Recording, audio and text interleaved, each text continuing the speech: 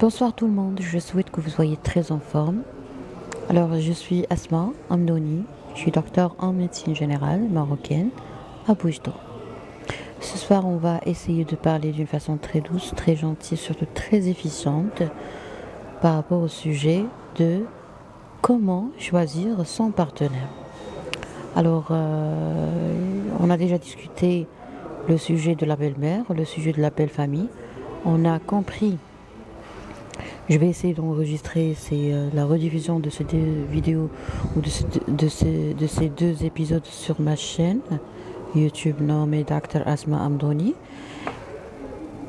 Alors, dans le premier live, on a essayé de comprendre combien c'est important de traiter tous les conflits que nous avons avec nos parents avant de penser à critiquer notre belle-mère.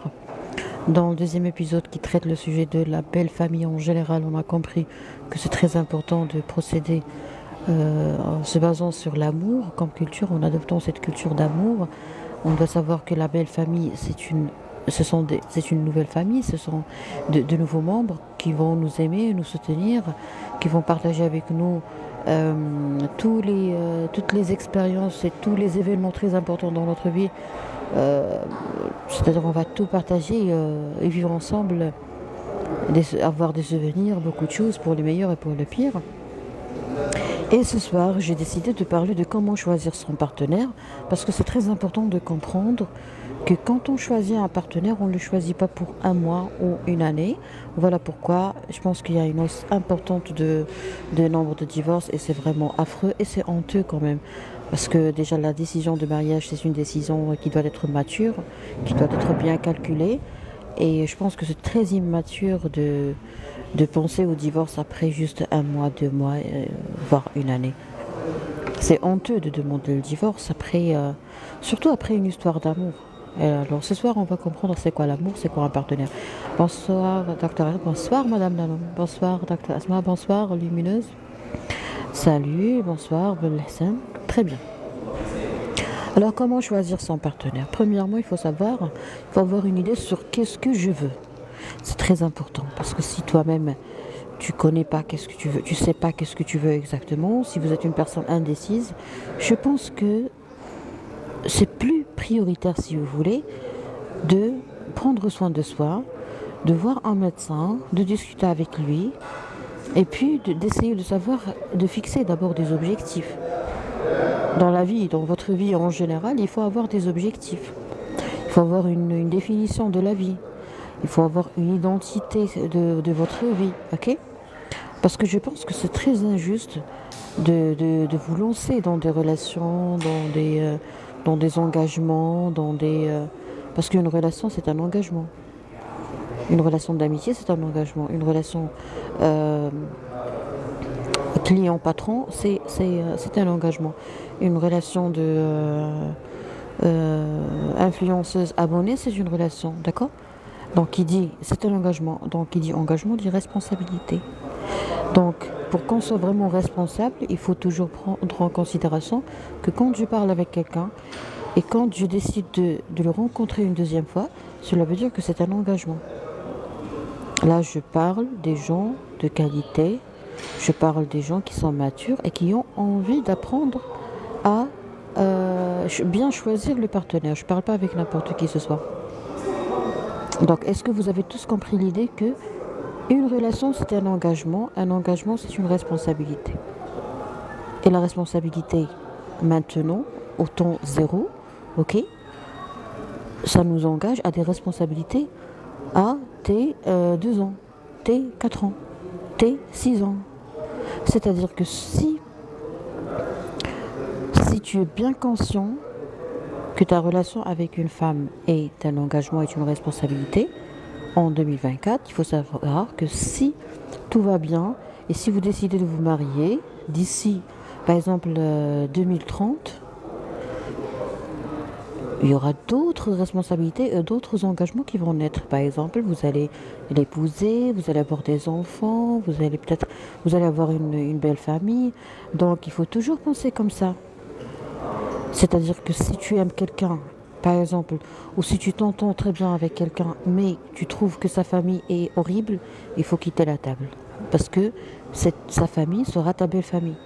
Donc, tu vois que vraiment le courant ne passe pas ou ne passera pas. Donc, je pense que c'est très, très, très mature de votre part de tout laisser tomber d'une façon très diplomate et très gentille. Il faut essayer de se projeter dans l'avenir quand on veut avoir une relation durable. Mais si vous êtes immature, irresponsable, je pense que vous allez trouver 36 000 justifications ou raisons pour camoufler, si vous voulez, tous les défauts, camoufler tous les obstacles. Et après, c'est-à-dire après la survenue de ces problèmes qui ont toujours été guettés, vous allez vous dire, on ne se comprend plus, on ne s'entend plus, on doit mettre fin et tout le monde divorce, tout le monde demande le divorce. Et c'est pas, je suis pas le premier ou le dernier qui va demander le divorce. Voilà. Donc le live de ce soir n'est pas fait pour les gens qui n'ont pas l'intention d'établir une relation durable. Parce que pour moi, je pense que les gens de qualité sont des gens qui n'ont pas l'idée du divorce. Par contre, les gens qui sont perdus, dès le début, imaginez dès le début, moi j'ai vu une jeune femme qui s'est mariée, elle m'a dit docteur, moi j'ai pas peur du divorce. Alors qu'il y a aucun problème, tout va bien entre elle et son époux. Il n'y a aucun problème, mais elle, dans sa tête, elle a commencé à se fortifier, à renforcer sa confiance en soi. Elle a commencé à se préparer pour un coup très très géant, très important et très dur. Des fois, il y a des gens qui ont cette culture misère, qui pensent au problème avant sa survenue. Alors que chez nous, les musulmans, je vais ouvrir une toute petite parenthèse, chez nous, les musulmans, on se dit, il ne faut jamais penser au malheur avant sa survenue. Pourquoi? Parce que quand le Dieu, par exemple, quand il nous arrive par exemple quelque chose de mal, il y a toujours la miséricorde du Dieu. Mais avant la survenue de cette chose, de cette catastrophe, de cet événement assez pénible, il n'y a pas de miséricorde parce que c'est logique, parce que ça n'a pas encore eu lieu.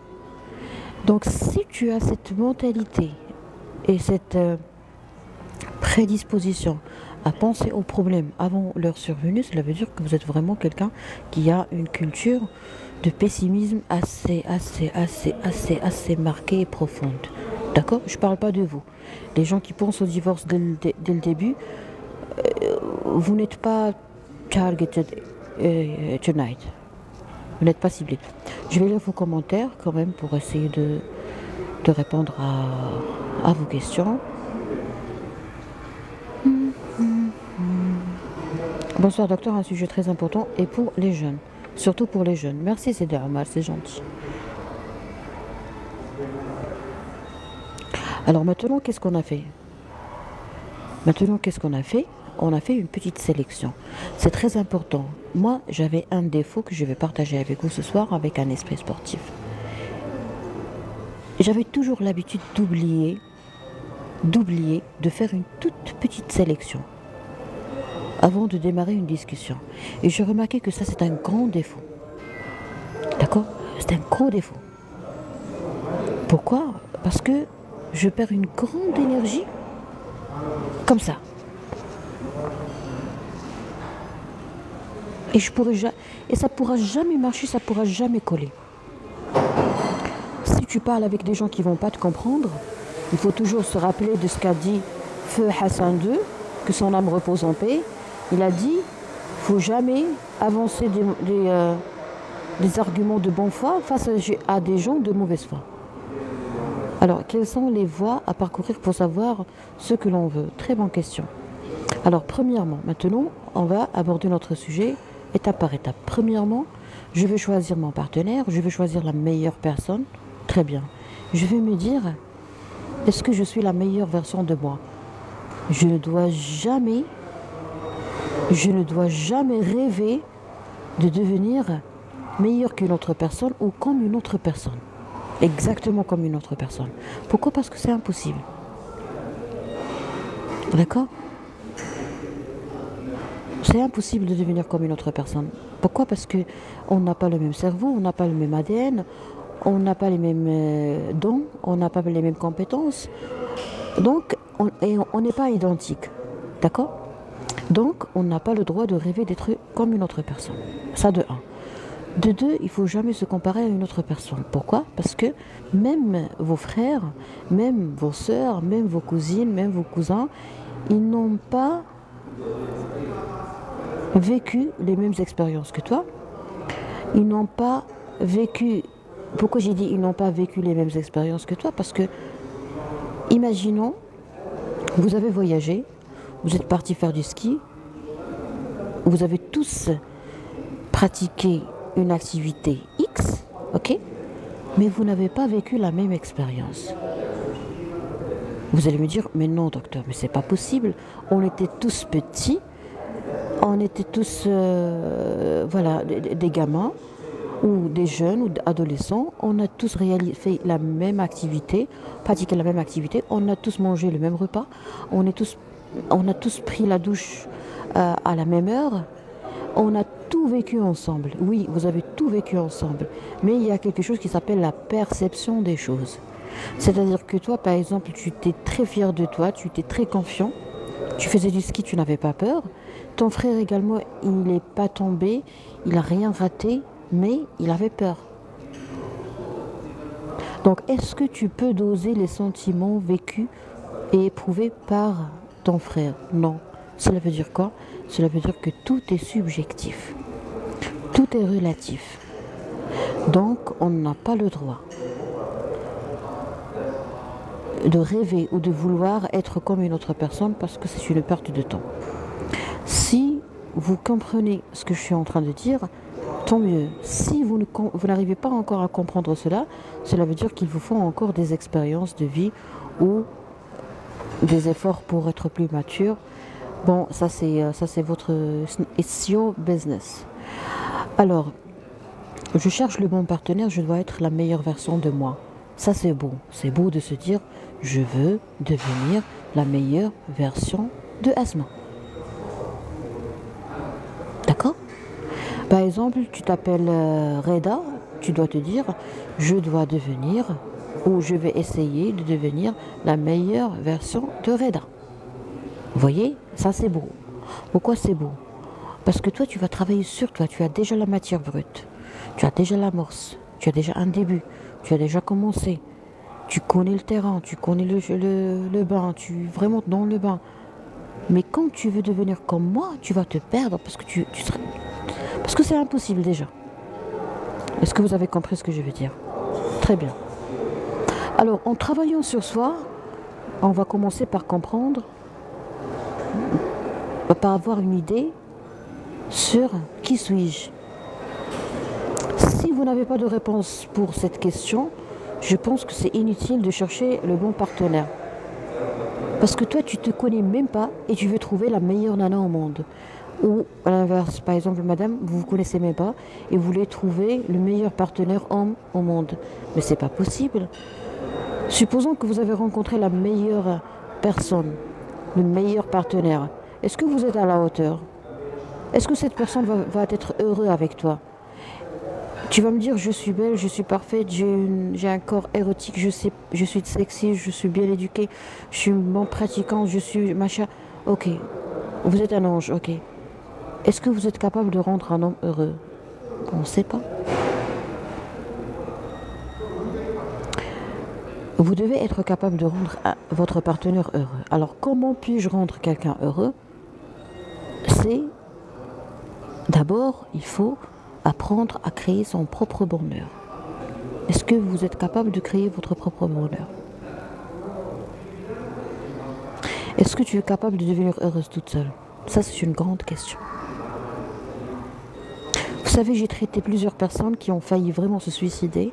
Et grâce Oh, grâce au Dieu, bien sûr, et grâce à mon accompagnement primaire et initial, et puis grâce à toute une équipe faite de psychiatres, de plusieurs personnes, que je remercie, on a pu sauver plusieurs vies. Pourquoi?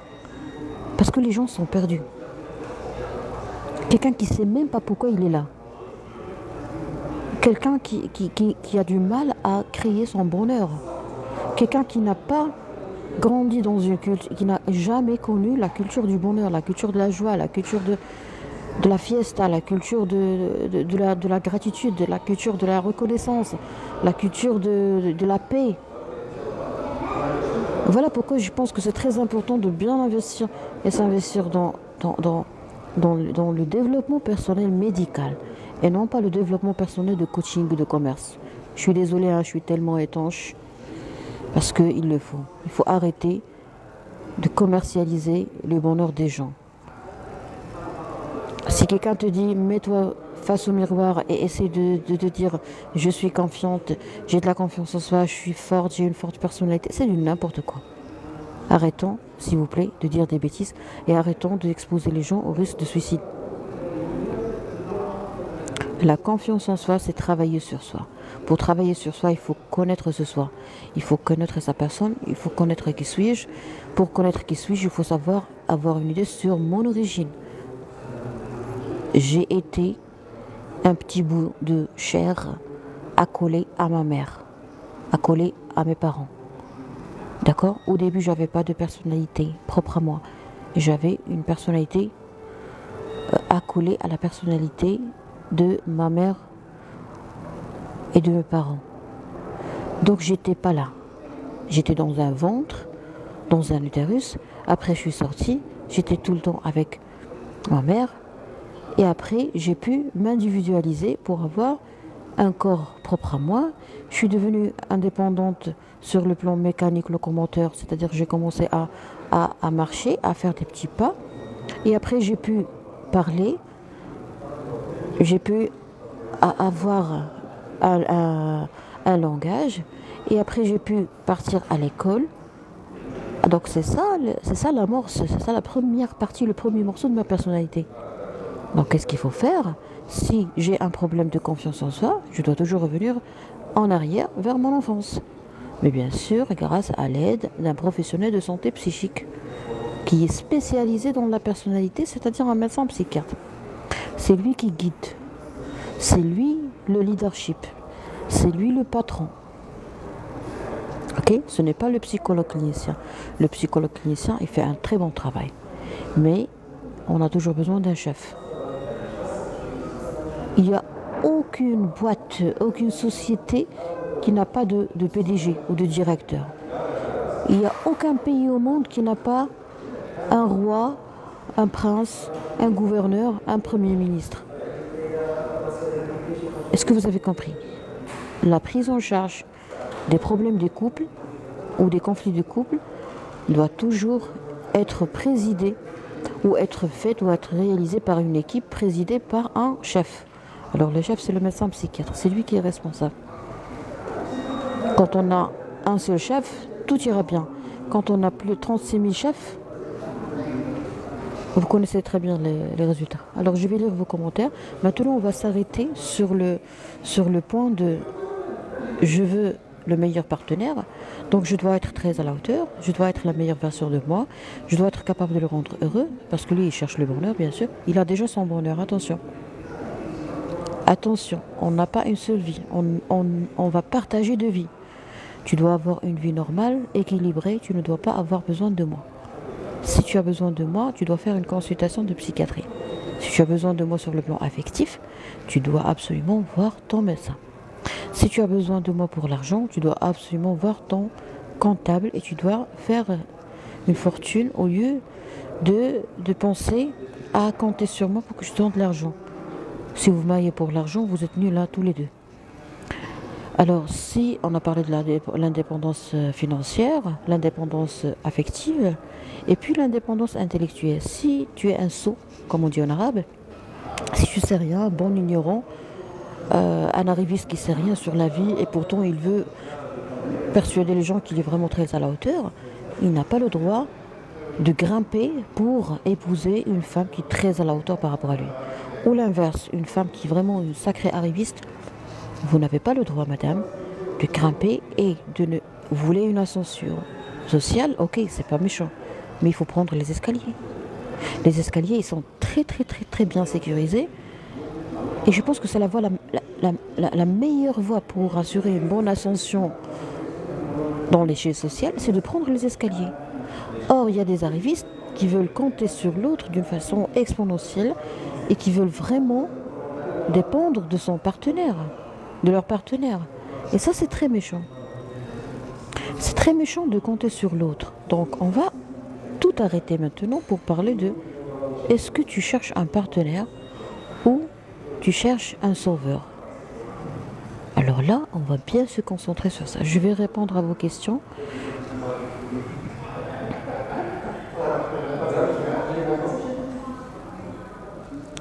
Avec un peu d'intelligence, on peut rendre le partenaire heureux.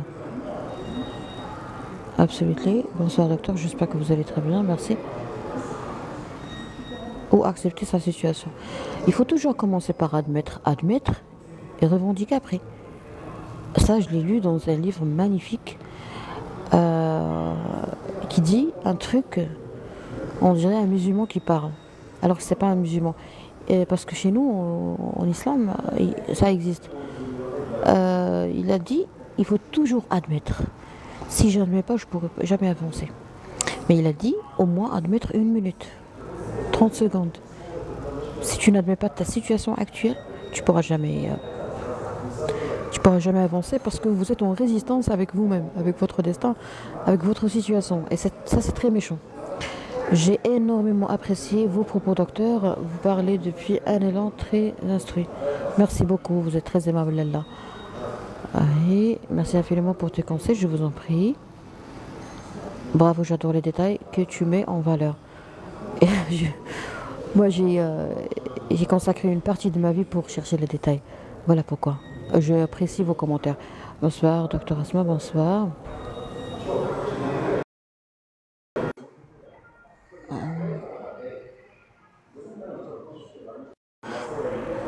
Bonsoir docteur, bonsoir c'est Ismaël. Alors, j'aimerais d'abord remercier la modératrice parce qu'elle a fait un bon travail. Elle a tout nettoyé et tout. Bravo madame Nano. Très bien. Alors maintenant, on va se concentrer sur un point très important. Tu cherches un partenaire ou tu cherches un sauveur. Soyez fiers de vous si vous êtes toujours célibataire parce que vous avez refusé d'être un sauveur. Écoutez, je sais très bien ce que je suis en train de dire.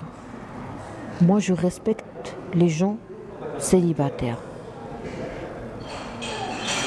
qui sont sûrs d'eux et qui ne veulent pas être des sauveurs et qui ne cherchent pas des sauveurs. Un partenaire, ok? Que ce soit dans le cadre du mariage ou en dehors du mariage, par respect aux musulmans qui sont... parce que je pense que la majorité de mes abonnés sont des Marocains pour l'instant. Je souhaite la bienvenue à toutes les autres croyances. Alors, on va faire un truc très important. Par respect à tous les pratiquants, tous les croyants de toutes les religions, on va essayer de parler du partenaire comme étant un époux ou une épouse.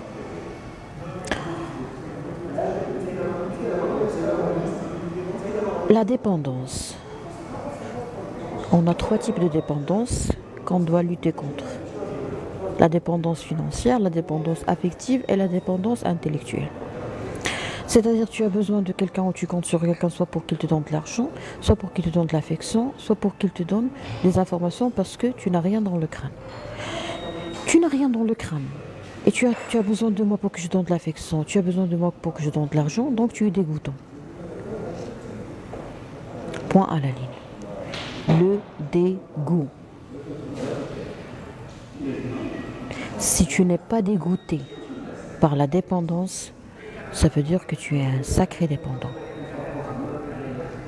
Que dites-vous, docteur, à un jeune qui croit à vivre toute sa vie célibataire?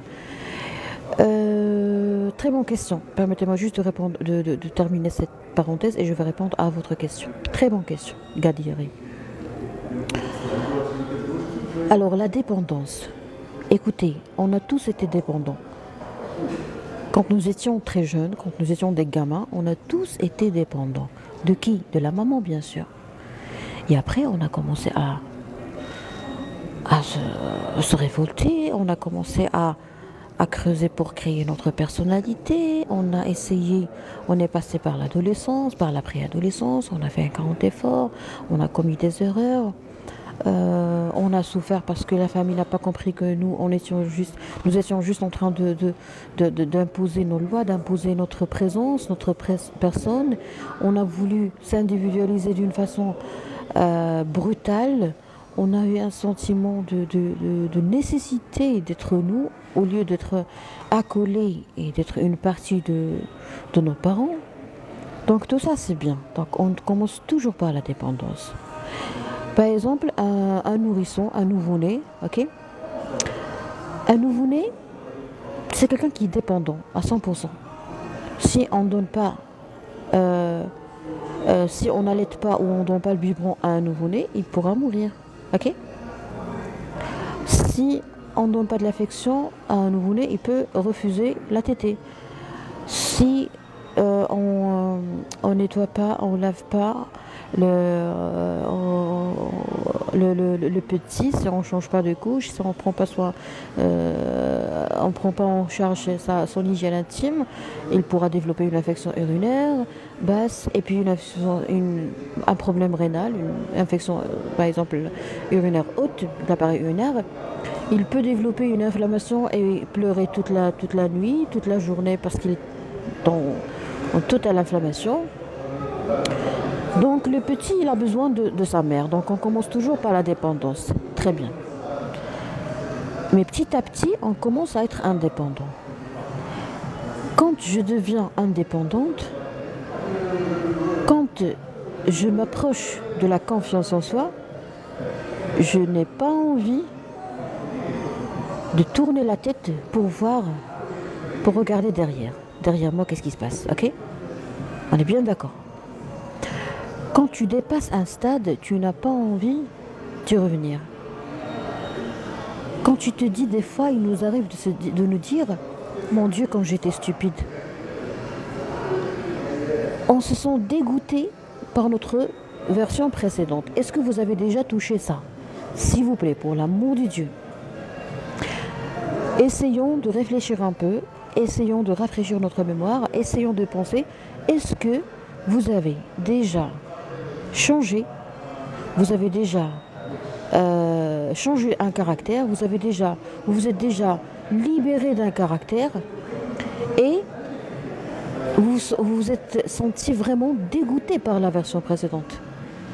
C'est-à-dire tu t'es dit, mon Dieu, mais jamais je ferai ça, jamais je vais refaire ça, jamais je vais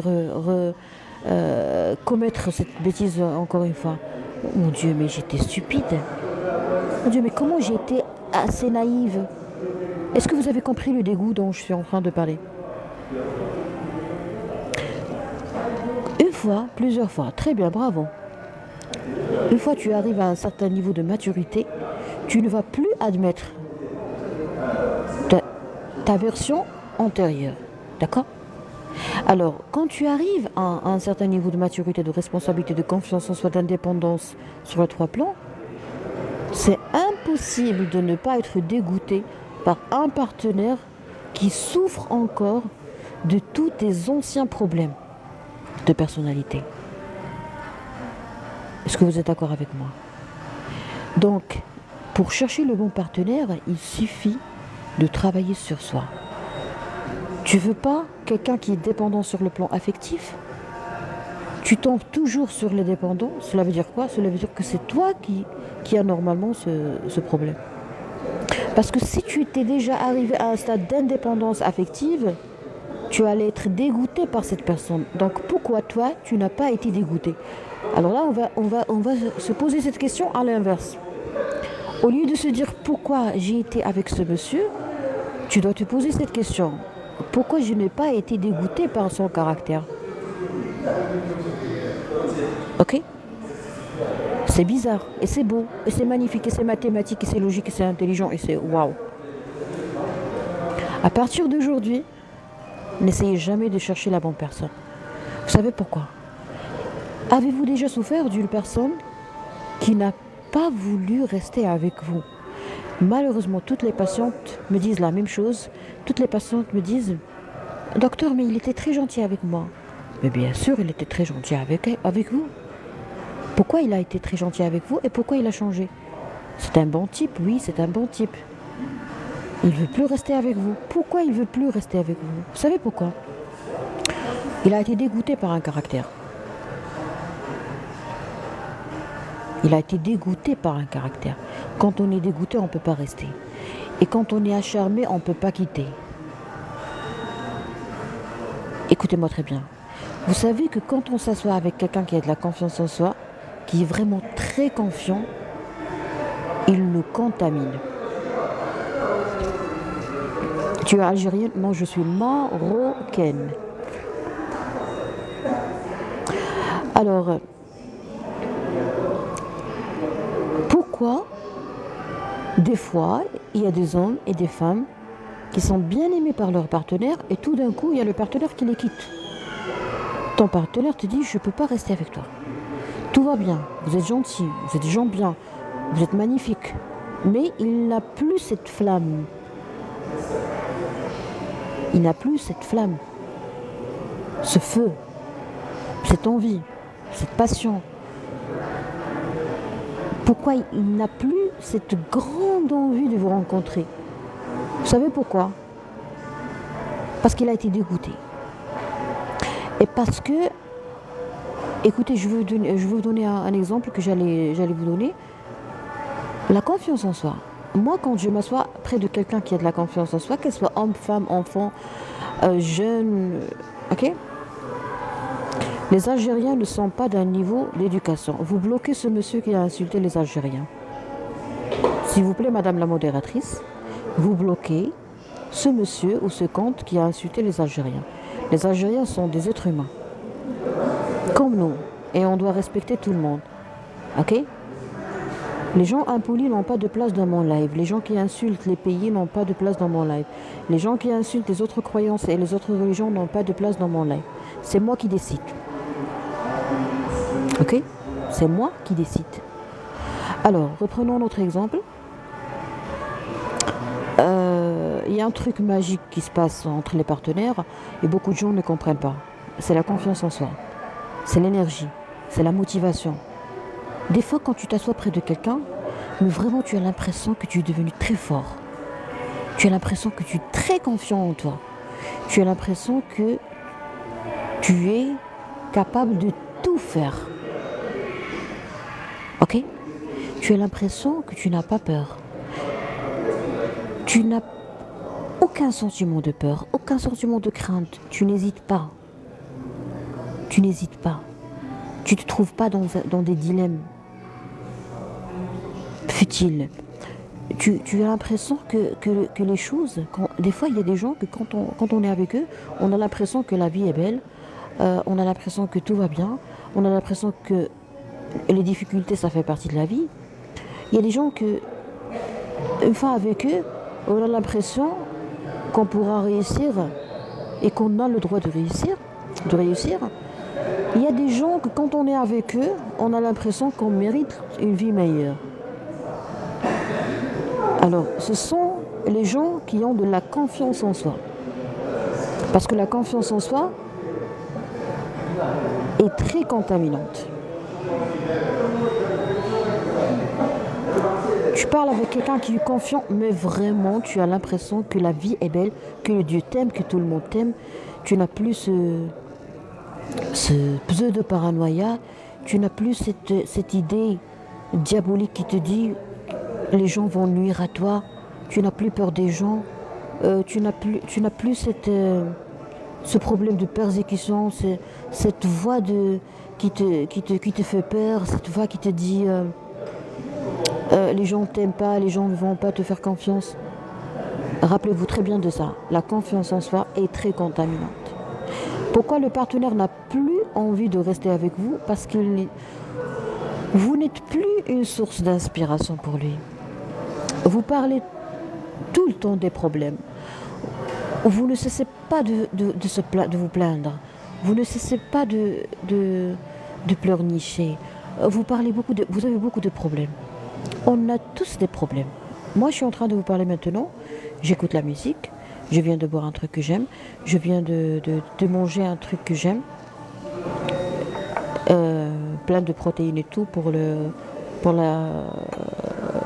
parce que hier j'ai fait une séance de karaté et vraiment j'ai senti tous les symptômes de catabolisme et j'ai vraiment besoin de récupérer. Donc moi maintenant je vais très bien, je suis à l'aise dans ma peau, j'ai pris une douche froide avant de sortir. Je mets le parfum que j'aime, je me suis maquillée tranquillement d'une façon très soft. Je vais très bien dans ma peau. J'ai mis les bijoux que j'aime. J'ai rencontré une amie et j'ai discuté avec elle quelques minutes. Et c'était magnifique parce que c'est beau de rencontrer quelqu'un dans la rue qui est gentil, qui est aimable, que tu aimes. Et je me sens très bien. Machallah. Mais j'ai des problèmes. Donc je vis ma vie et les problèmes ils sont là. Les problèmes ne vont jamais disparaître toujours là. Mais je n'ai pas le droit de vous casser la tête. Il faut casser la tête. Je ne me casse pas la tête avec mes problèmes. Ce sont mes problèmes. Ce ne sont pas les problèmes d'un étranger.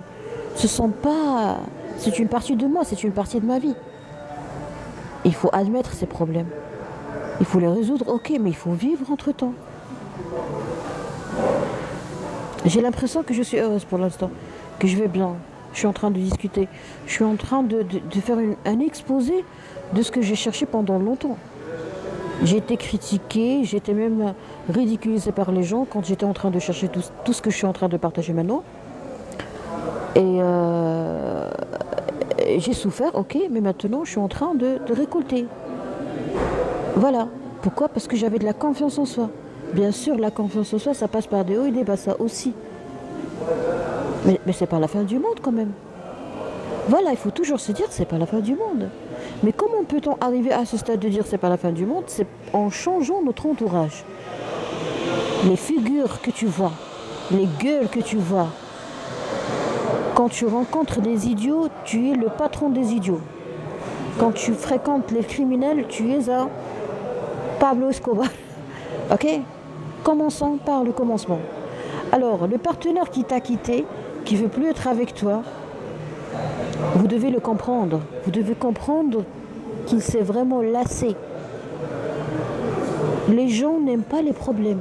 Vous, quand quelqu'un vous dit « je t'aime », tu te sens vraiment en sécurité parce que tu n'étais pas en sécurité. Et du coup, tu commences à réciter tes problèmes. Je ne suis pas ton docteur. Je ne suis pas ton psychiatre. Tu as des problèmes, tu casses la tête de ton psychiatre. Voilà la culture de la misère. Voilà pourquoi il y a des gens freelance. Les gens qui sont pour le célibat, ce sont les gens bien. Ils n'aiment pas les cadavres. Il y a des cadavres qui se baladent, qui sont toujours en vie. Il y a des victimes, il y a des victimes. Quelqu'un qui fait toujours la victime. Maintenant, j'ai adopté une stratégie de ouf. C'est une fois la personne commence à faire la victime,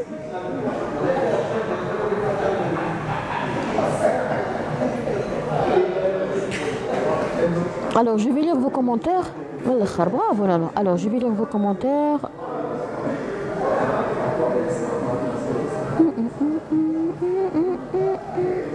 Alors il y a quelqu'un qui a dit plusieurs fois, ok, c'est-à-dire je pense que vous avez dit ça lorsque j'ai dit est-ce que vous êtes déjà senti dégoûté par votre version antérieure?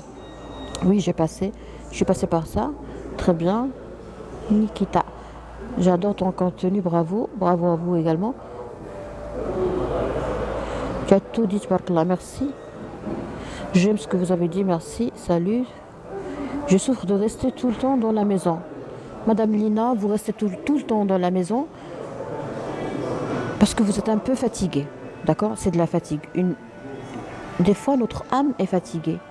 Pourquoi? Parce qu'on a oublié de la nourrir. Moi, je suis partie en voyage, j'étais obligée de passer une bonne période à Casablanca.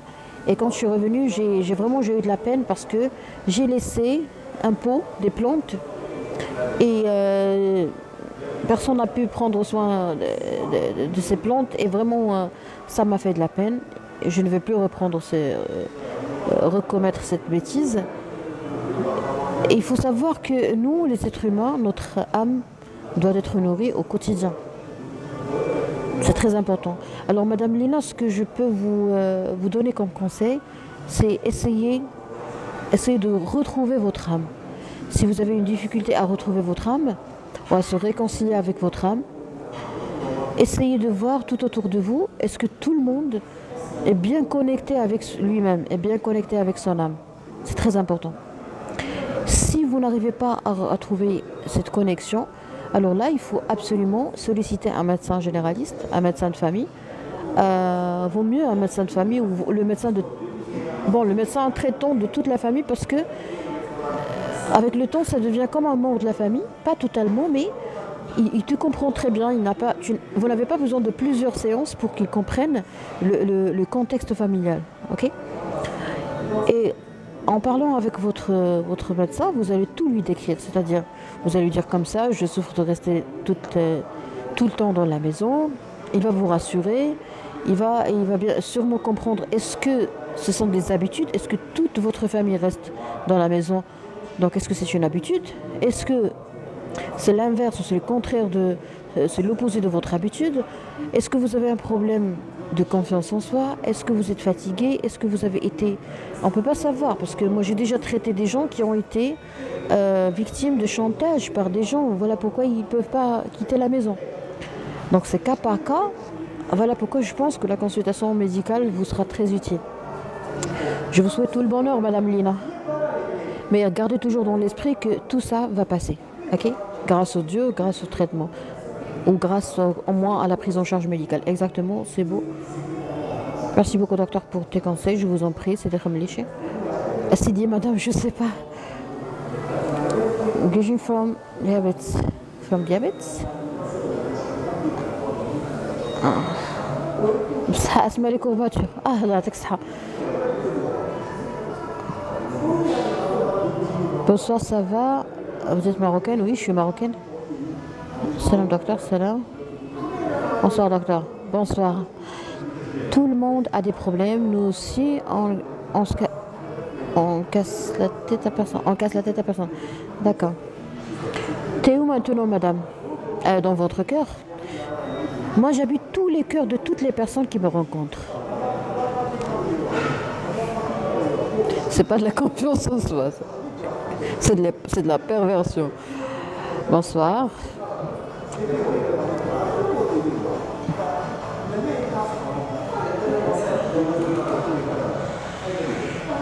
Le sujet de l'épisode d'aujourd'hui est-il utile pour nous en tant qu'homme ou non?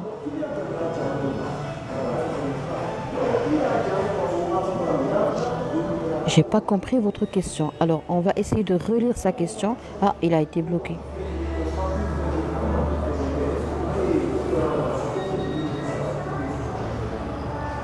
Vous êtes jolie, machallah, merci. Alors, le bon partenaire. Pourquoi vous avez vécu un chagrin d'amour? Vous étiez très à l'aise dans une relation et tout d'un coup, il y a le partenaire qui vous a dit « je veux plus de vous ».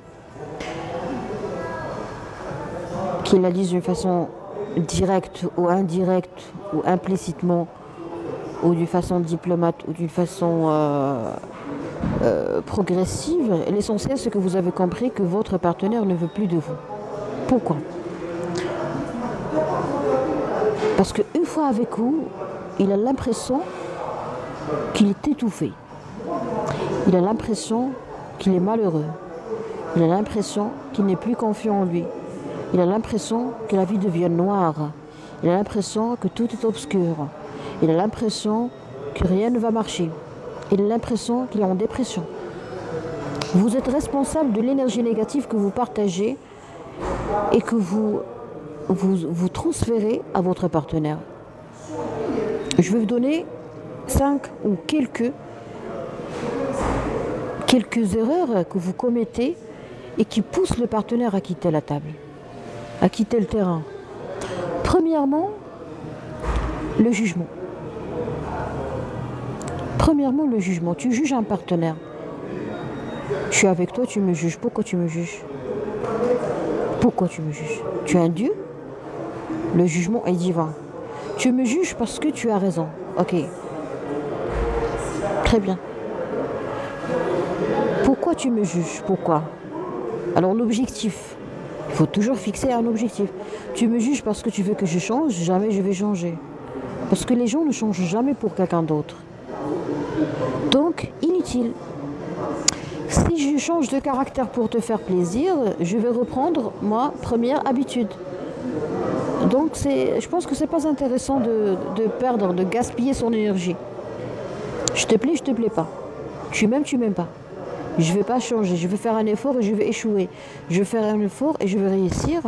Et une fois que je vais réussir et je vais devenir la meilleure version de moi, une fois que je vais accepter et admettre et prendre en considération tes conseils, une fois que je vais réaliser exactement ce que tu as demandé, je vais changer, je vais devenir une autre personne. Et une fois que je vais devenir une autre personne plus mature, plus responsable, plus belle, plus... je sais pas moi, je vais pouvoir attirer d'autres hommes. Donc, je vais être dégoûtée de ta personne. Est-ce que quelqu'un a compris ce que je viens de dire? N'essayez pas d'être modeste avec les gens. N'essayez pas d'admettre n'importe quoi. N'essayez pas d'admettre n'importe qui. Parce que quand tu veux changer quelqu'un, c'est-à-dire que tu n'aimes pas sa version. Tu veux qu'il change, tu veux qu'il s'améliore. Ok? Une fois il va s'améliorer, il aura d'autres choix, meilleurs que toi. Donc, il ne sera plus à l'aise avec toi. Ça, c'est la règle. Très bien. Une autre erreur qui pousse le partenaire à fuir et à se sauver, c'est quoi? C'est raconter les problèmes. Je sais pas pourquoi. Je sais pas pourquoi il y a des gens... c'est très toxique de raconter les problèmes. C'est très toxique. Moi, par exemple, quand je sors avec quelqu'un, ou avec une famille, ou avec une copine, j'ai envie de parler, de rire, de raconter des blagues, de discuter, d'apprendre, de passer de bons moments, d'avoir une poussée d'adrénaline, de jouer, de courir, de faire quelque chose de très élégant, de discuter en prenant une tasse de café, de danser, de faire, je sais pas, de partir dans un salon de beauté, passer toutes 3 heures, 4 heures dans un salon de beauté. Ah, ça ne me fatigue pas. De partir s'offrir ou s'acheter des produits cosmétiques, d'acheter des bijoux. Je veux bien passer 2 heures, 3 heures avec quelqu'un, mais pour faire quelque chose de bien, pour vivre. Donc, quand on sort ensemble et que tu commences à me raconter tes problèmes, tout le temps, tu as des problèmes, vraiment, je n'ai plus envie de vivre. Ok? Vraiment, je n'ai plus envie de survivre. J'ai l'impression que je suis en dépression, alors que moi, je ne suis pas en dépression. Je suis dans une relation d'amitié toxique. Je suis avec quelqu'un qui n'a jamais dégusté le sentiment de gratitude. Et ça, c'est catastrophique. Il faut apprendre à dire Alhamdoulilah. On a tous des problèmes, on a tous. Moi, quand j'ai des problèmes, quand vraiment je vais pas bien, je ne sors pas avec les gens, je ne sors pas avec mes amis. Je parle pas à mes amis lorsque je vais pas bien. Pourquoi? Pour ne pas leur casser la tête. Et après une tasse de café, après une bonne douche, je vais très bien et tout se remet en ordre. Et là, vraiment, je peux... C'est parce que j'aime mes amis et j'aime les gens que j'aime que je ne partage pas avec eux des trucs que je vais oublier par la suite. Ça s'appelle la toxicité. Donc, tu peux être toxique sans pour autant être mauvais. Vous êtes toxique, ça ne veut pas dire que vous êtes un mauvais type. Vous êtes toxique, c'est-à-dire que vous absorbez, vous aspirez, vous vampirisez l'énergie de l'autre. Voilà, c'est ça être toxique. Une relation toxique, c'est une relation où tu perds ton énergie. Par exemple, il y a un grand écart intellectuel, vraiment un grand écart intellectuel entre vous et une autre personne. Donc je pense que c'est une perte de temps de discuter des sujets, je dirais, multidimensionnés. Voilà, c'est tout. Écoutez, moi je me rappelle très bien, il y a plusieurs cas d'hommes qui ont dû vivre et qui ont supporté des femmes pendant longtemps. Et finalement, ils ont compris qu'ils ont toujours été victimes d'une relation toxique.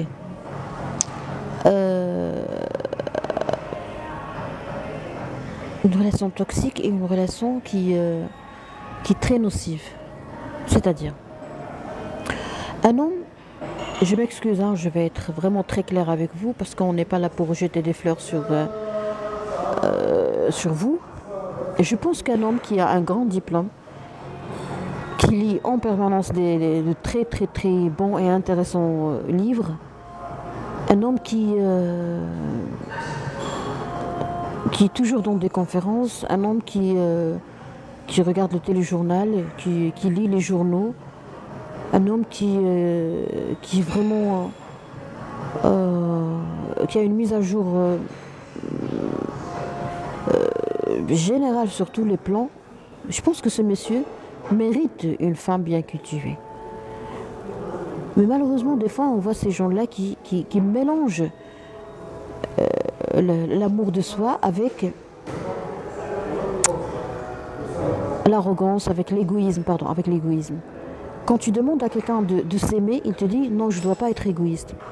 Oui, monsieur, mais vous avez passé toute votre vie dans la progression, dans la culture, dans les formations, dans les diplômes, dans le travail dur, dans beaucoup de choses. Vous n'êtes pas une personne ordinaire, vous êtes une personne extraordinaire. Donc vous méritez une personne extraordinaire. Donc si tu crois que chercher un partenaire adéquat pour votre profil est un trait d'égoïsme, croyez-moi, vous allez souffrir toute votre vie. Ce sont des convictions nocives pour la santé. Donc vos convictions doivent absolument être discutées et être traitées d'une façon très détaillée avec votre professionnel de santé psychique. Par exemple, vous êtes quelqu'un de bien, vous êtes vraiment quelqu'un de très bien cultivé, vous avez développé plusieurs dimensions d'esprit, vous avez fait la connaissance d'une personne qui est très très très belle, charmante, séduisante, gentille, aimable, compliante. Elle a un fort caractère, elle a l'impression qu'elle a une forte personnalité. Vous vous sentez très à l'aise avec cette personne, mais il n'y a pas d'entente intellectuelle. Donc vous vous dites des fois, mais c'est pas grave, je peux... personne n'est parfait. Ok, personne n'est parfait, on est bien d'accord, mais l'écart est très très déconseillé. L'écart, que ce soit sur le plan financier, sur le plan éducatif, sur le plan relationnel, sur le plan intellectuel, l'écart, le grand écart entre les partenaires, ça augmente la probabilité de conflit, la probabilité de misunderstanding, la probabilité de tension, la probabilité de toxicité dans les relations. Quand tu veux discuter avec cette femme qui est pour toi magnifique, magique, miraculeuse, angélique, mais ils arrivent à un moment où on veut prendre un café, une tasse de café avec notre partenaire. Parce qu'entre deux personnes, il n'y a pas que le sexe, il n'y a pas que les bisous, il n'y a pas que l'amour, il y a les discussions. Quand un homme bien cultivé veut discuter avec son épouse, qui est juste parfaite sur tous les plans, sauf qu'elle n'a pas les mêmes dimensions d'esprit que lui, ce monsieur souffre intensément. Je me rappelle très bien, il y avait un monsieur qui m'a dit « Docteur, je suis perdu.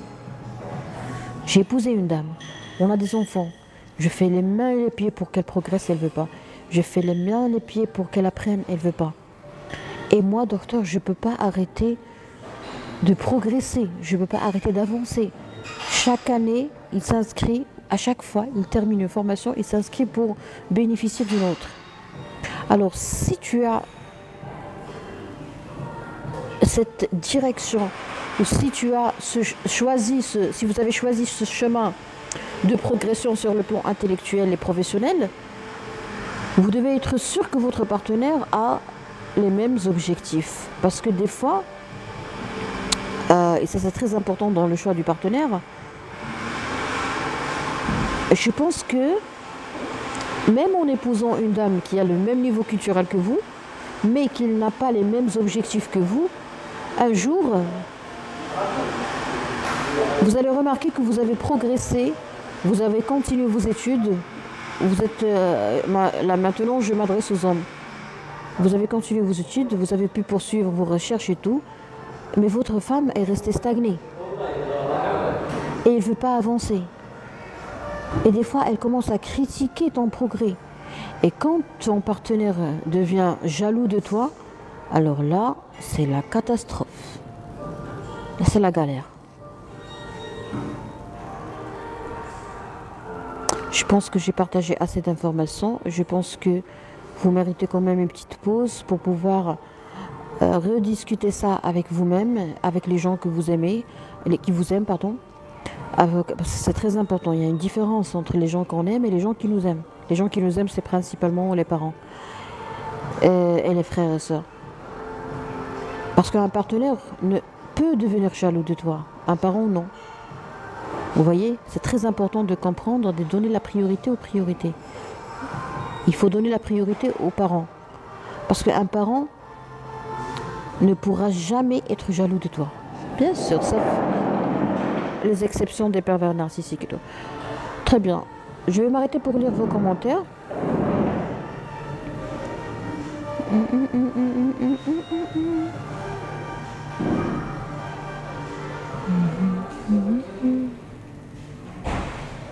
Bonsoir docteur Zala. Une bonne alimentation docteur pour une bonne humeur. Bonsoir. Oui, Esma. Quelqu'un t'a dit de nous parler de médecine, pas d'amour. Ah, il y a quelqu'un qui croit que je suis en train de parler de l'amour. Alors là, qu'est-ce qui s'est passé? Il s'est passé juste à... comment dirais... Misunderstanding en français, c'est quoi? Malentendu. Alors là, il y a juste un petit malentendu. Moi, je suis en train de parler de la médecine 5 étoiles. Ok? Et lui, il a cru que je suis en train de parler de l'amour. Alors que nous, on est en train de parler de partenaire. Quand je dis partenaire, ça peut être un collaborateur, ça peut être un associé, ça peut être beaucoup de choses, ok? Alors, quand on choisit un partenaire, on ne parle pas d'amour, c'est très important. Voilà pourquoi je vous ai dit qu'il faut toujours commencer par être sélectif. Parce que si tu n'es pas sélectif avec la personne en face, elle ne va pas te comprendre. Tu ne me comprends pas, donc je ne dois pas te réexpliquer, non. Parce que toi, tu es incapable de comprendre. Rappelez-vous très bien de ça. Il ne faut jamais choisir un partenaire qui est incapable de te comprendre. Il est gentil, il est magnifique, il est même docile, mais il est incapable de comprendre. Parce qu'il n'a pas développé les mêmes dimensions d'esprit. Dimensions d'esprit. Gardez ça dans votre tête. On n'est pas en train de parler de l'amour, on est en train de parler avec les gens de qualité, les gens qui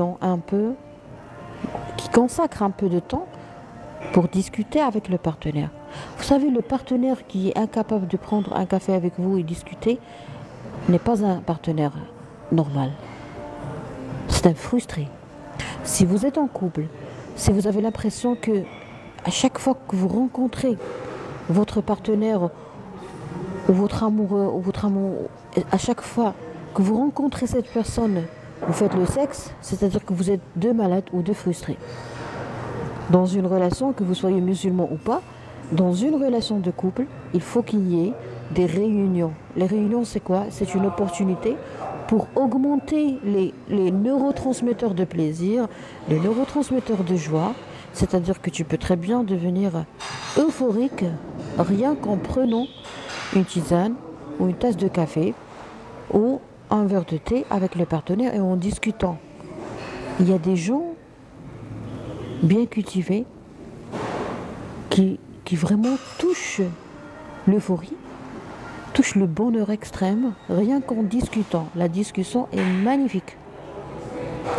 Si le partenaire n'apprécie pas ce caractère, ou ne comprend pas, ou incapable de l'apprécier, par exemple, tu demandes à une femme de prendre un café pour discuter, elle te dit, mais pourquoi on prend un café? Pourquoi on ne boit pas quelque chose à la maison?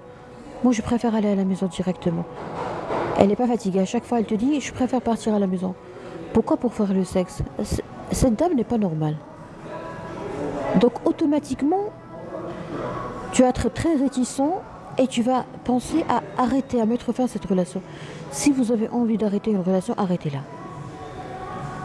Au moins dans votre cœur. Au moins. C'est-à-dire, au moins, tu ne dois pas avoir un dilemme. Tu ne dois pas te dire, non, mais je vais la vexer, je ne veux pas la vexer. Si tu as peur de faire du mal à quelqu'un, cela veut dire que tu es dans une relation toxique.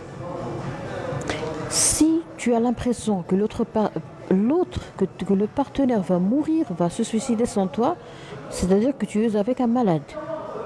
Voilà ce que je déteste moi dans les relations, c'est que quand une personne te dit, si tu me quittes, je me suicide. Ça, c'est le caca des relations. Si vous avez déjà fait ça à quelqu'un, ou si vous avez déjà été dans une relation où le partenaire vous a menacé de s'automutiler ou de faire quelque chose de mal, ou de, je ne sais pas moi, à cause de la séparation ou à cause d'un caractère précis, cela veut dire que vous êtes avec un malade. Moi, ce que je cherche à travers mes sensibilisations, c'est d'aider les gens à être indépendants sur le plan affectif et d'apprendre à créer son bonheur. C'est-à-dire, tu dois être heureux tout seul, tu dois avoir tout le monde, tu dois avoir beaucoup de personnes dans ta vie qui te rendent heureux, et puis tu vas rencontrer une autre personne et tu vas partager ta vie avec la sienne. Lui, il est capable, il était heureux avant ta connaissance, et toi, tu étais heureux avant de l'avoir connu. Si vous n'avez pas été heureux avant la relation et que vous cherchez cette rencontre et cette alliance pour retrouver le bonheur, c'est-à-dire que vous êtes des malades. Parce qu'il y a des gens normaux, indépendants sur le plan affectif, qui, une fois séparés, ils ne vont pas se suicider. Si la séparation crée des tentatives de suicide, ben, cela veut dire que vous êtes des déprimés, des personnes en dépression. Comment peut-on savoir est-ce que l'autre personne est en dépression? Il y a des dépressions qui sont cachées, camouflées, qui sont inapparentes, atypiques. Quand l'autre personne ne cesse pas de t'appeler toute la journée, c'est une personne qui est malade. Point à la ligne. Ok? Alors je vais lire vos commentaires et après je vais vous dire les signes qui vont vous permettre dès le début de comprendre que l'autre personne n'est pas normale. Si ces signes, si vous avez l'impression que je parle de vous, cela veut dire que vous êtes vraiment en train de passer par des moments de fatigue psychique ou de difficultés psychiques. Donc c'est pas méchant de voir un médecin. Très bien. Alors on va lire les commentaires. Je suis un peu fatiguée. Trop fatiguée.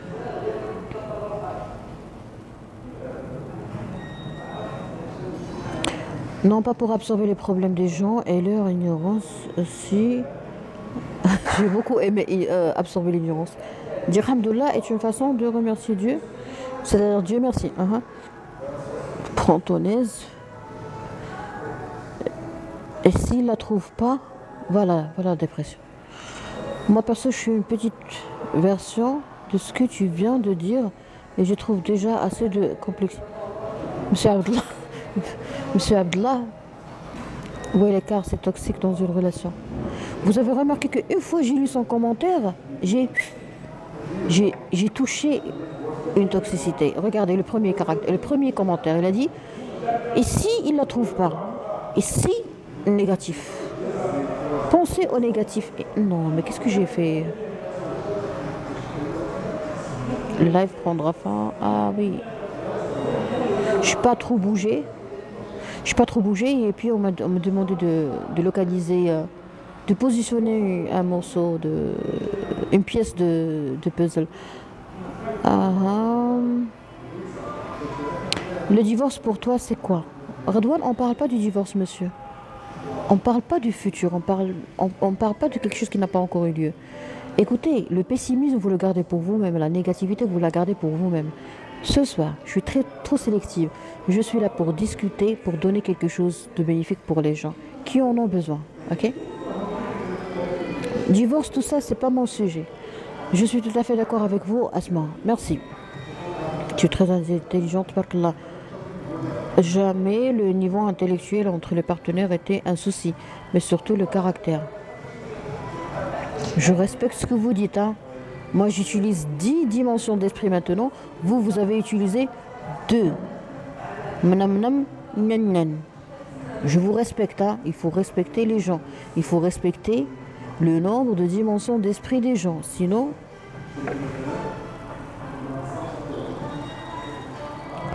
Alors, il y a quelqu'un d'autre qui a répondu. Il a dit le caractère a un rapport avec le niveau intellectuel. L'écart intellectuel, effectivement, rend la vie dure. Laissez-les durcir. Alors, quelqu'un a répondu, Abdallah qui a répondu à monsieur qui a dit que c'est le caractère qui l'emporte et non pas l'écart du niveau intellectuel. Il a répondu, tu ne peux pas utiliser jamais dans la phrase, mais dans quelques cas, serait mieux. Abdallah, perfectionniste. Toutes les personnes perfectionnistes vont souffrir. Mes salutations, docteur. Merci. Alors, maintenant, on va commencer à dévoiler les catastrophes. Comment peut-on prétendre à diriger un pays Vous vous rappelez de ce sketch de Gad Elmaleh, le débat des primaires avec Jamel Debbouze? Comment peut-on savoir que notre partenaire est une catastrophe? Une catastrophe, c'est-à-dire quelqu'un qui te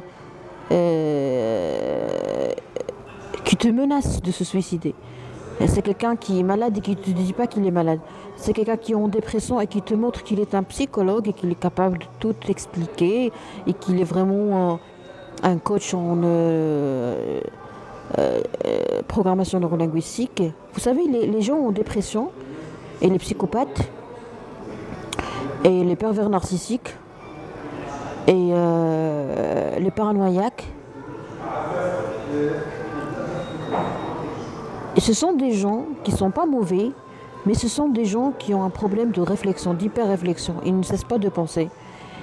Ils analysent tout, ils ont des explications à beaucoup de choses, ils font beaucoup de lectures, ils découvrent, ils sont très curieux pour comprendre la souffrance psychique, et à force de chercher une explication à leur souffrance et de remèdes à leur souffrance, ils arrivent à acquérir une base de données en matière d'information par rapport à la santé psychique et tout.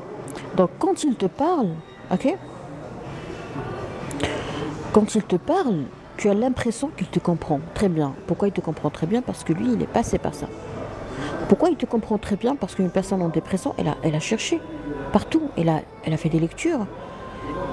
Un paranoïaque, c'est quelqu'un qui a peur de tout le monde, c'est quelqu'un qui sait très bien qu'il a été arnaqué, qu'il va être arnaqué, qui baigne dans la peur de la persécution et tout.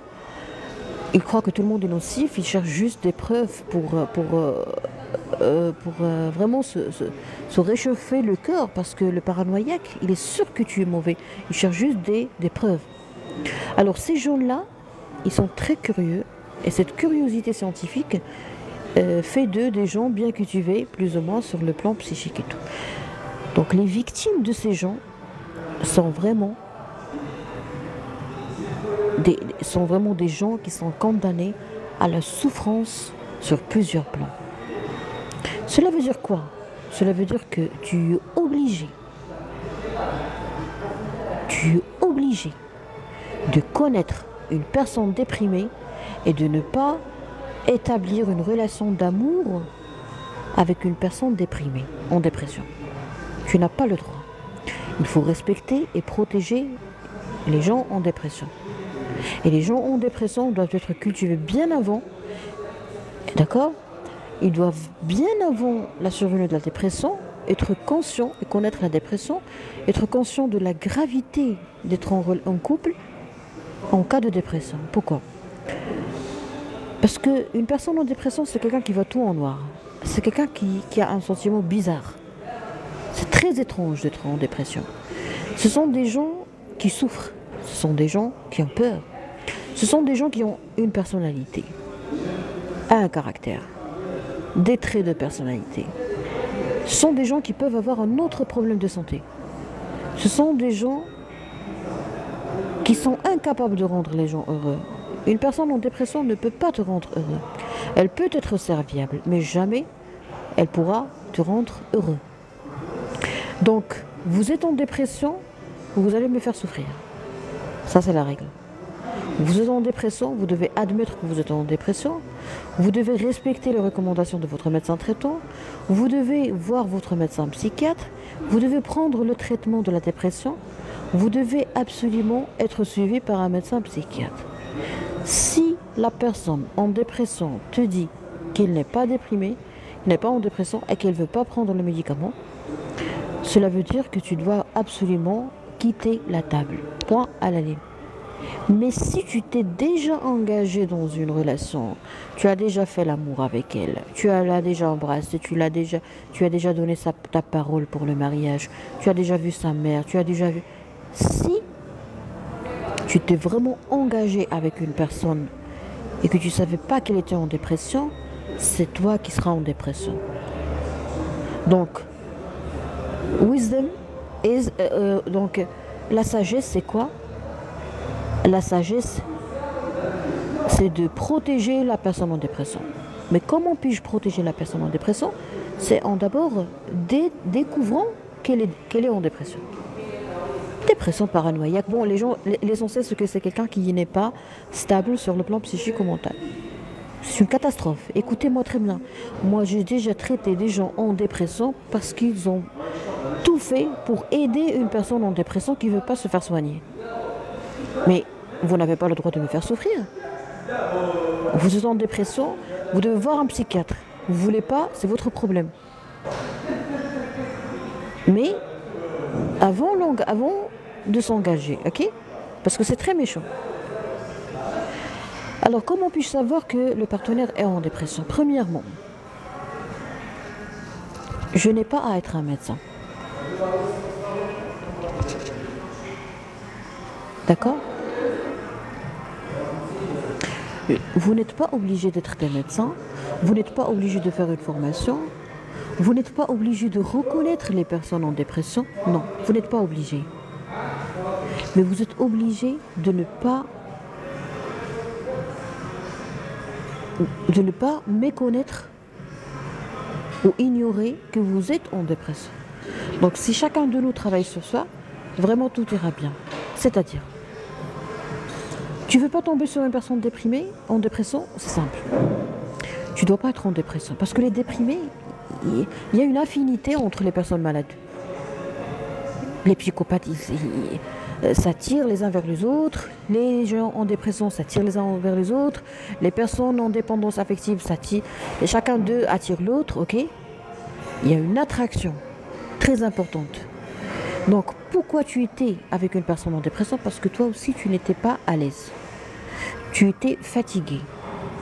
Une fois que tu es vraiment très zen dans ta tête, tu vas avoir un sentiment de malaise.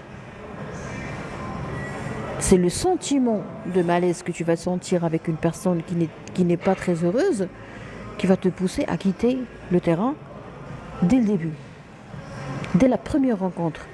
Parce que si tu dis à une personne, je ne peux pas rester avec toi, je suis sortie avec toi et je pense qu'on n'est pas fait l'un pour l'autre, dès la première rencontre, je pense que cette femme ne va pas te dire, ne va pas oser te dire, si tu ne restes pas avec moi, je vais me suicider.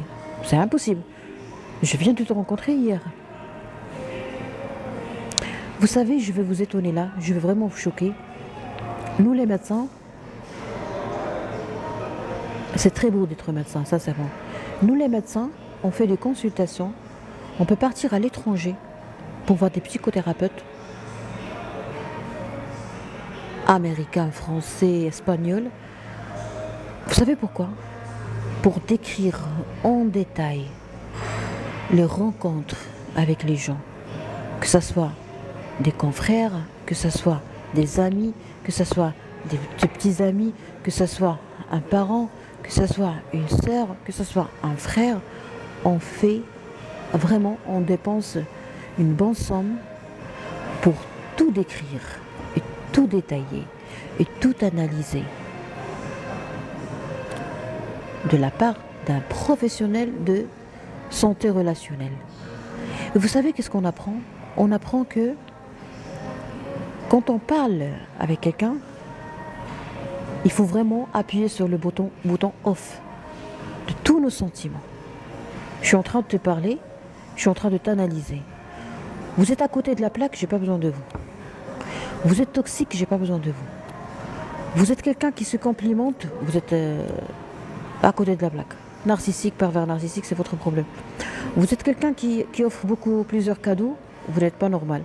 Un manipulateur. Vous êtes quelqu'un qui parle beaucoup de ses projets, de progrès, quelqu'un qui est mégalo, ok, vous êtes toxique. Et à force d'apprendre ces réflexes, on commence à juger les gens avant qu'ils parlent. Juger malade, juger anormal, juger catastrophique, juger dangereux, juger criminel. Ok, je ne peux pas tout partager avec vous, bien sûr, parce que c'est très long et parce que c'est comme ça. C'est à vous de faire un effort pour apprendre qui vous êtes d'abord. Parce que peut-être que ce que je vais partager avec vous ne vous sera pas utile parce que vous êtes vraiment très loin d'être quelqu'un de bien cultivé sur le plan médical, sur le plan relationnel et tout. Bon, je ferme la parenthèse. Tu veux savoir est-ce que tu es avec une personne en dépression.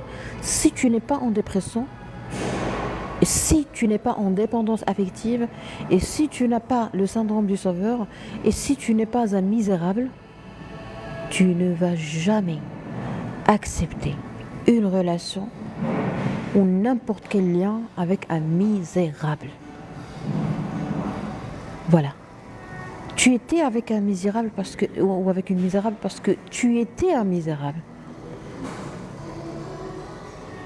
D'accord? Tu étais avec une personne triste parce que tu étais en tristesse. Tu étais avec une personne qui souffre parce que tu étais en pleine souffrance. Tu étais avec une personne qui était inconfiante, qui n'était pas confiante parce que tu étais bien d'être confiant en toi. D'accord? C'est la règle. C'est la règle. Si vous avez compris ce que je suis en train de dire, cela veut dire que vraiment, cela reflète un grand effort que vous avez fait sur vous-même. Et ça, c'est magnifique. Si vous n'avez pas compris ce que je suis en train de dire, ou si vous n'êtes pas totalement d'accord avec vous, cela veut dire que vous avez encore de l'empathie. Alors l'empathie, c'est la clé de la misère. L'empathie envers l'autre, c'est la clé vers la misère, vers la souffrance, vers la dégradation, vers l'autodestruction. On n'a pas besoin de l'empathie. On a besoin d'être honnête. On a besoin de l'humanité. On a besoin de ne pas être nocif. Ok? Mais si vous êtes une source de toxicité, de négativité, je ne dois pas rester tout à côté de vous parce que vous allez me contaminer. C'est comme la gale, c'est comme les poux, c'est comme une infection très contagieuse. C'est comme la tuberculose, c'est comme beaucoup de choses. Mais pourquoi vous insistez sur pour me contaminer? Voilà pourquoi les partenaires, des fois, je ne suis pas d'accord avec ça, les partenaires, des fois, ils recourent à des relations extra-conjugales parce qu'ils se sont perdus. Vous voyez? Je vais lire vos commentaires.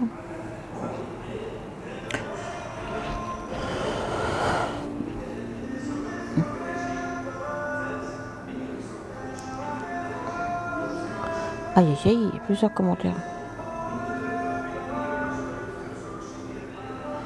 Très bien. Alors, conseil, dans une relation conjugale, il ne faut pas être trop perfectionniste.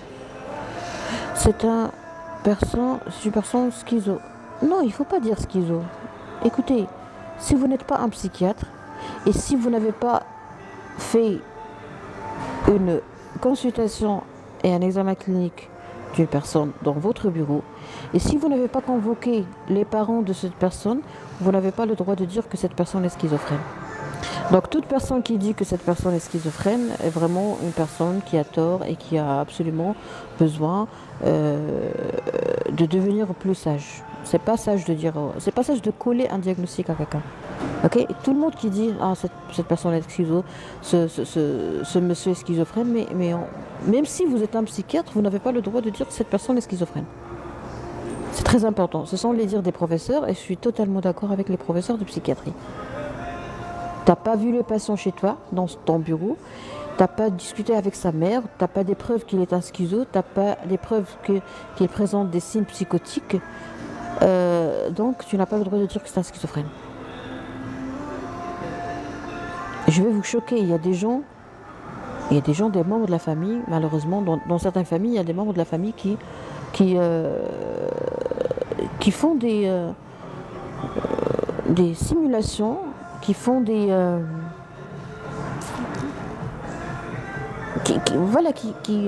qui font des choses et après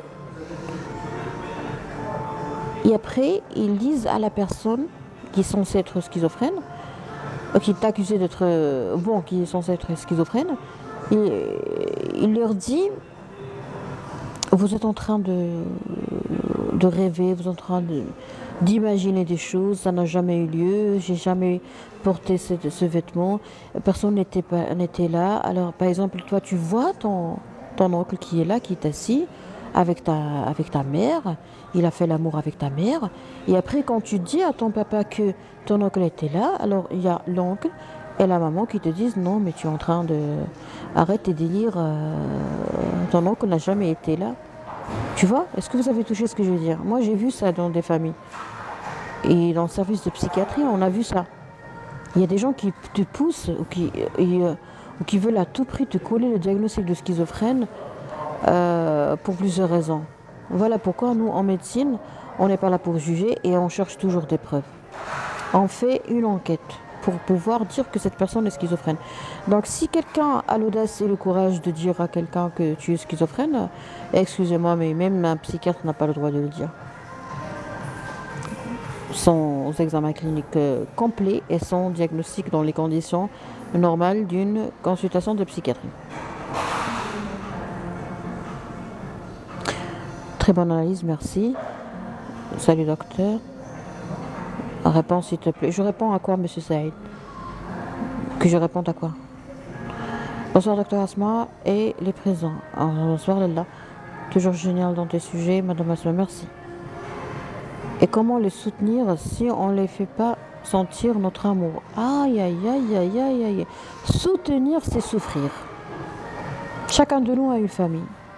Si quelqu'un n'a pas été soutenu par sa famille, c'est-à-dire que quelqu'un qui a un profond problème.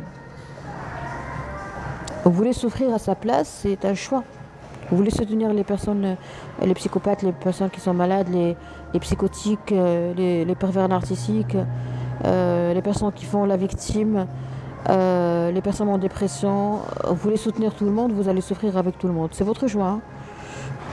Il faut être protégé. Par exemple, moi je suis médecin, je peux soutenir les gens, mais dans mon cabinet. En dehors de mon cabinet, je ne te connais pas. Ok? Je ne te connais pas, tu n'as pas le droit de me dire docteur, s'il vous plaît, je suis ton patient. Je suis ton patient, est-ce que je peux passer la nuit chez toi parce que je suis malade et je ne peux pas rester toute seule? Même une femme, non, non madame. Je vais appeler la police et la police va appeler une association et l'association va vous prendre en charge. Ok? Je peux donner de l'argent à l'association et l'association va pouvoir vous assurer une hospitalité adéquate et professionnelle. Il faut être professionnel. On peut aider, on peut soutenir, mais de façon professionnelle. Vous voulez sauver une personne en dépression et cette personne a décidé de vous violer.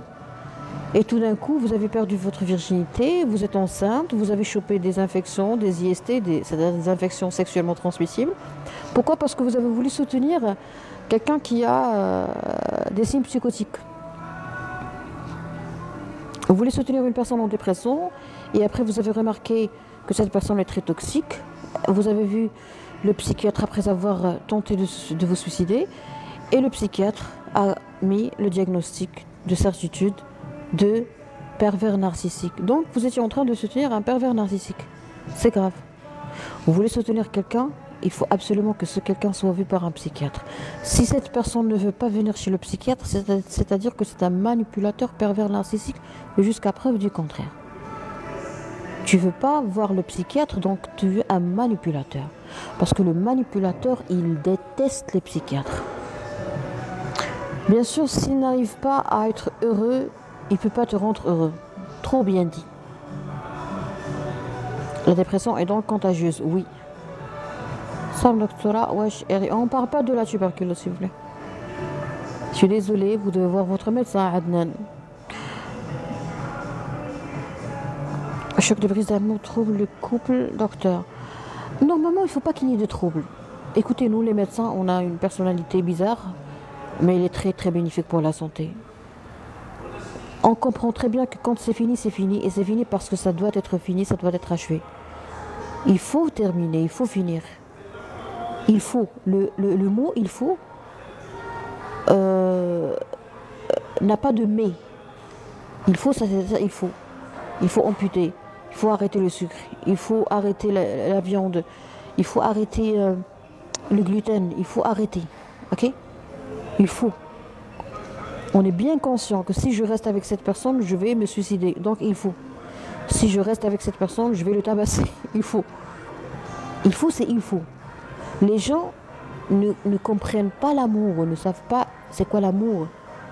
Tu n'as pas le droit de dire à quelqu'un je t'aime si tu t'aimes pas. Et quand je m'aime, je ne vais pas admettre à un salaud ou un salopard de se balader dans ma vie. Qu'il me fasse du chantage, c'est ça, c'est son problème. Qu'il se venge de moi, c'est son problème. L'essentiel, que tu es un salaud et tu ne dois pas rester dans ma bulle. Tu ne dois même pas y accéder. Ce que je viens de découvrir sur moi. Ceux qui se ressemblent, ça sent. Oui, toujours.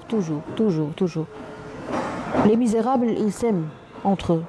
Il ne faut pas être d'un misérable parce que vous n'allez attirer qu'un misérable comme vous, ou pire que votre cas. Aïe, aïe, aïe. S'il te plaît, Nano, tu ne bloques pas comme ça, je me perds pas parce que quand vous bloquez quelqu'un, je perds tous les commentaires. Juste une seconde, s'il vous plaît. Pas forcément, docteur, je crois. Je respecte votre avis. Je sais même pas de quoi elle parle. Salam, doctorat. Alors, madame, j'ai pas pu trouver votre cabinet. Mon cabinet.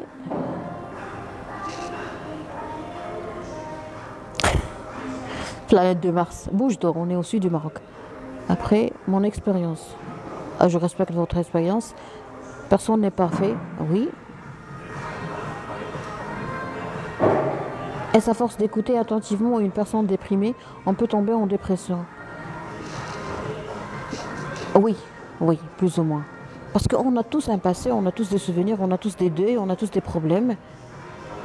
Et on a tous des âmes à alimenter.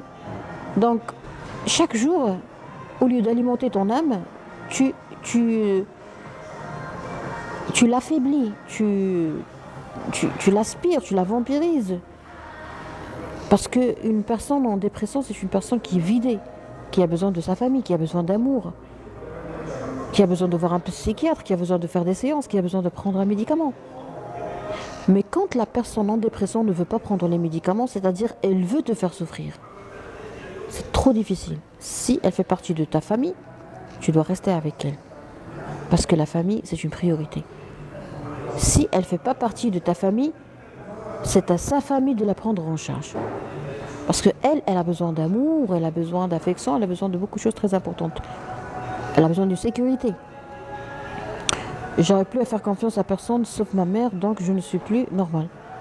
Je peux rien dire, Madame Mona, mais je pense que vous êtes un peu fatiguée, voilà.